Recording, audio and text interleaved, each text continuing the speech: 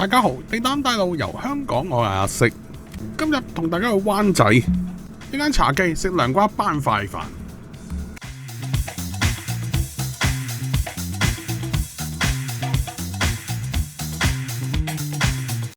好多灣仔嘅打工仔食飯都冇乜時間，今集就同大家去譚臣道揾一間快靚唔知正唔正，佢就係譚臣道嘅名記美食茶餐廳。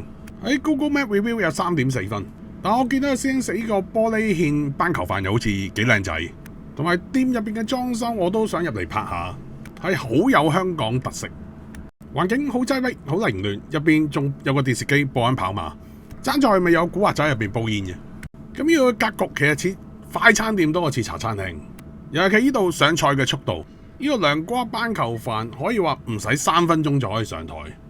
咁上台嘅飯同埋餸都係熱辣辣嘅，見到出晒煙，能做到咁快速，當然係老細同埋廚房嘅配合。落咗打，老細即刻拋個飯落個碟度，然後就將預備好嘅材料翻一翻熱，可以係炸一炸或者係灼一灼，再兜個芡就完成。趁熱即刻同大家試一試味。咁佢呢度嘅涼瓜即係苦瓜就白灼，係冇用豉椒炒過。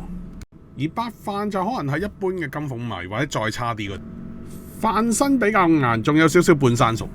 咁你以為索咗啲玻璃汁啲飯會軟啲咧？其實唔會嘅，都係韌味。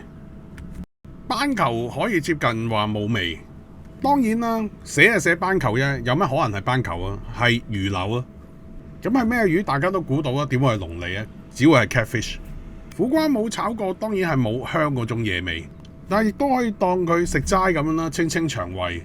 呢個碟頭飯只可以講係快，個樣都幾靚，但係味道上絕對講唔到係正。所以我呢個 channel 成日同大家探索呢個世界究竟有冇快靚正呢？所謂慢工出細貨，要快就好難正。咁呢度又會唔會係快靚平呢？咁又要同大家睇下佢呢度嘅 menu， 呢啲碟頭飯幾多錢？我呢碟涼瓜班腩飯就係45蚊，凍飲加2蚊。喺凍飲加2蚊方面，我覺得佢係平嘅，因為而家一般凍檸茶、凍奶茶都要係加3蚊噶啦。同埋佢今日呢杯凍奶茶又 OK 幾好飲，但係呢個碟頭飯味道上就比較強差人意。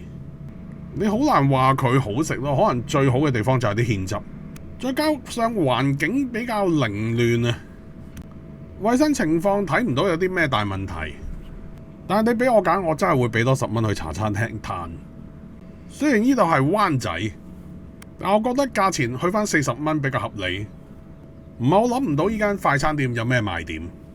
睇翻佢早餐就確實係平喎，32蚊啫喎。最貴嘅五香肉丁煎蛋就34，仲有另類少少嘅回鍋肉煎蛋都係34蚊。不過配出前一丁始終都係要加5蚊啊。另外呢度仲有雲吞麵食30蚊。油菜12又真係平，仲有個粥餐配炒麵都係28蚊，喂真係抵喎！不過以我嘅標準都要睇埋味道嘅，喂食過嘅聲就可以留言討論下，佢啲早餐或者雲吞麵究竟得唔得？咁能夠做到咁平，當然我相信係一啲菜式嘅組合有關係，例如時菜可以組合排骨、牛肉、肉片、牛腩、班腩、火腩、叉燒。而排骨、牛肉、肉片、牛腩、班腩、火腩又可以組合翻做涼瓜。你唔中意可以變翻豉椒、枝竹、粟米、洋葱、滑蛋、番茄都仲可以。只係用簡單嘅幾種材料同埋味道就可以組合咗呢個7749款嘅眼花繚亂嘅菜單，確實係厲害。我話呢類嘅快餐店咧，好代表到香港嘅風格。一個彈丸之地，經過唔同嘅組合變成各色其色。入到嚟你見到台面牆壁全部都係菜式，嗰種壓迫感係非常之勁。再加上你入到嚟一坐低，老細就即刻問你食乜嘢，可以話連思考嘅空間都冇，就好體現到香港人嗰種辛苦耕耘、乜乜麻麻咁樣去做選擇，但係唔知自己揀咗啲乜，只係急冇快到嗰種生活節奏感。